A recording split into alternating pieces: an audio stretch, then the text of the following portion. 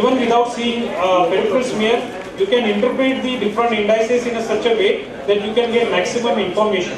So like if you have microcytic anemia, then there is no point asking for vitamin B12 which costs another 1200-1500 rupees.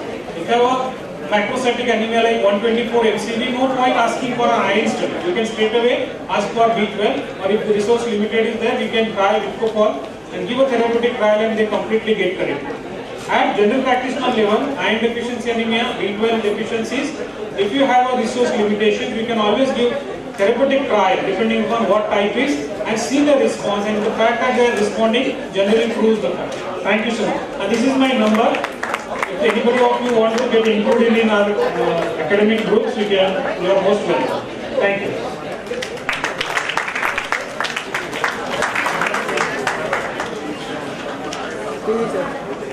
Dr. Rathod's lecture was sponsored by Sun Pharma Onco Division.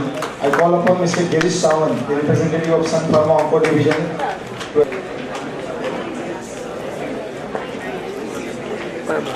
We have one more sponsor, Mr. Hemendra Singh from Pandeey Pharmaceuticals. We call upon Mr. Hemendra Singh from Pandeey Pharmaceuticals to accept our felicitations. Mr. Hemendra Singh.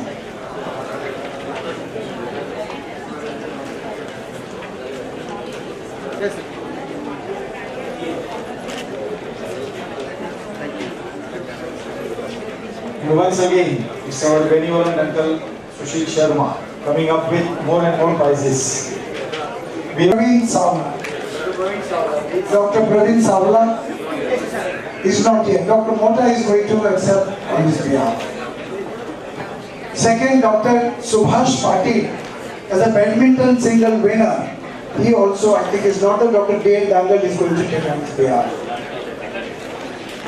And then Dr. Ashok Gurude, Karam Guru, but he gets the prize of TT singles runner-up. Wonderful. Give him a big applause, please. जोरदार तालियां दीजिए, तब आपको prize मिलेगी. मटका की खड़ा हो गए. जोरदार तालियां. Over to मटका की. So we are having two lucky draws at this time. One from United 21 by Dr. Yawar Sheikh. Dr. M, please.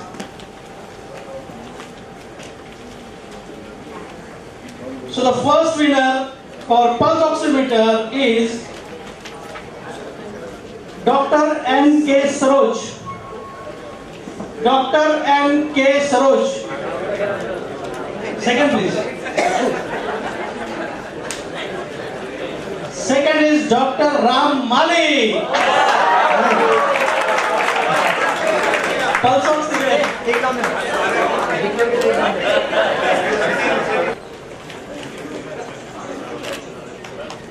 Dr. Chandrakant Sali.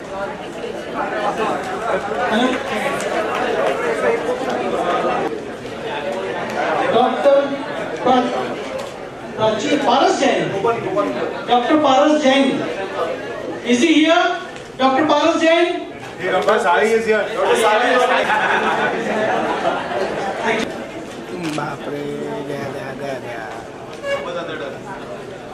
Let's I will clarify that this coupon prize whoever gets, his name will be dropped into the matka once again. So he will be eligible anyway for our TDMPA prizes after every draw. So it's a double whammy for him. इस बात पर smile तो बनती है ना सबकी. जोरदार smile दीजिए. Thank you. Over to Sneha. Thank you, Sushil bhai. I call upon Dr. Mrs. Madhuri Sakaldande, Dr. Sudhir Sawant and Dr. M.V. Bhatt from TDMPA on the dais. And I call upon Dr. Bharya Gupte also on the dais for his lecture. Jack Gupte, he's a gastroenterologist. He has over a decade of experience in hepatology, having worked at most premier hospitals in Mumbai. He has undergone training in transplant hepatology as a visiting scholar at Thomas E. Stahl Transplantation Institute at the University of Pittsburgh Medical Center, USA. He has also participated in several clinical trials in capacity of principal and co-investigator, and has published several scientific articles and books in leading journals.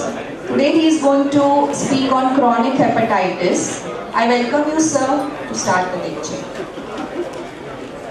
In this format earlier, and this is probably the second time I'm giving this talk on chronic hepatitis.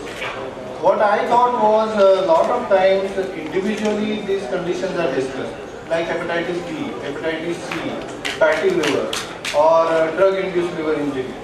But a patient who comes to your clinic with an abnormal LFT repeatedly, how to approach and how to come to diagnosis is more important rather than just making a diagnosis and then starting treatment. So I thought let me discuss this topic of chronic hepatitis. All of us are aware hepatitis essentially means inflammation of the liver. And acute and chronic, there is no distinct boundary in it. But when we say acute hepatitis, it is a liver injury which is occurring in terms of days to weeks. As against when you say it's a chronic hepatitis, when there is a lingering injury over a period of months to years. And that distinction is very important. There is no definite boundary, but we'll come to that later. So why do we discuss this issue?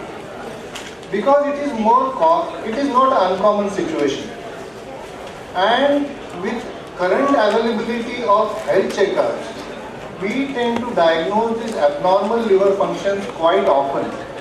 And a lot of times we see that somebody who had abnormal liver functions 5 years back was neglected and has landed with a decompensated cirrhosis 5 years down the line when things could have been treated 5 years back. So with availability of health checks, I think we can pick up these things way earlier than earlier we used to diagnose, and there is a time to intervene in these cases. We know in a subset of these patients of chronic hepatitis can progress to cirrhosis and liver failure. Often liver diseases, which are especially these chronic liver diseases, are I would say silent. You would not pick up from symptoms, and they are incidentally diagnosed during health checkups or when you undergo health check for other surgeries. So this is a time to diagnose, this is a time to intervene, hence you can prevent a catastrophe in future. So it's important to diagnose them. At the same time, when I say chronic hepatitis, it is not one term, it is a full spectrum of diseases. Whereby I mean it may be just a mild low-grade hepatitis which you may neglect or you may just treat, as against a chronic hepatitis which you have picked up incidentally and which is already in a cirrhotic condition. So it's a whole spectrum where you need to define the severity of chronic hepatitis. And as I said earlier, the findings are very non-specific. You may get SGPT elevation in a patient. He may have a chronic hepatitis, no fibrosis, or he may have a frank cirrhosis. So it is a non-specific finding usually when we detect for the first time or when you find in a general practice. So you need to define where this patient lies. You need to know why this is happening, and you need to know the prognosis of this. And that's why I thought this topic is very important. This is the other name for this topic is abnormal LFTs in the clinical practice. But this is more related to chronic hepatitis than acute hepatitis. So when you approach these patients who has come to you with abnormal LFT repeatedly, you will see that he has come with SGPT, alkaline phosphatase, gamma GT abnormal, this time in the health checkup or when he underwent say hernia surgery or whatever. And you go through his previous record, you will see 3 years back also the same situation was there. That means something is happening over a period of time which has not resolved and which is continuing. So you need to identify the chronicity of the liver disease. That is the first point. Second, as I said, it is spectrum. So you then need to identify where does he stand. What is the severity of the disease? Third thing, you need to ascertain what is the etiology for this. Mind you, it is not an easy job to do because it is a lot of time, lot of investigation and a lot of exclusion by clinical practice. So ascertain the etiology. Very targeted investigation.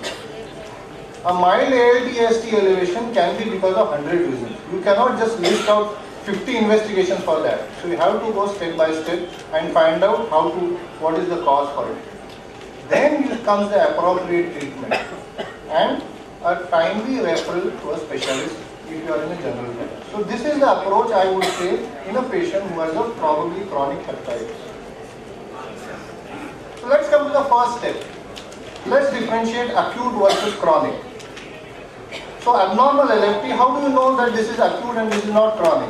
Or this is a chronic and this is not acute? So if you have an enzyme abnormality, LFT abnormality, which is persistent for months to years, then it is a chronic hepatitis. If you have SGPT, SGOT elevation more than 500, it is probably an acute hepatitis, unlike a chronic hepatitis. It's not watertight, but yes, usually chronic hepatitis, lingering hepatitis, you will see ALT, AST in the range of 50, 100, 150, 200, that. If it is 500, 700, some acute hepatitis is coming up. So, in chronic hepatitis, your ALT, AST will not be high.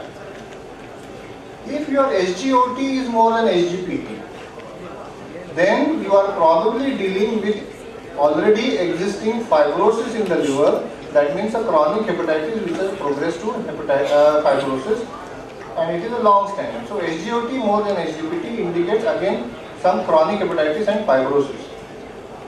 And obviously, not denying clinical examination, if you have a firm liver, if the edge is not sharp, if the liver is not soft, then you know that this is a chronic hepatitis.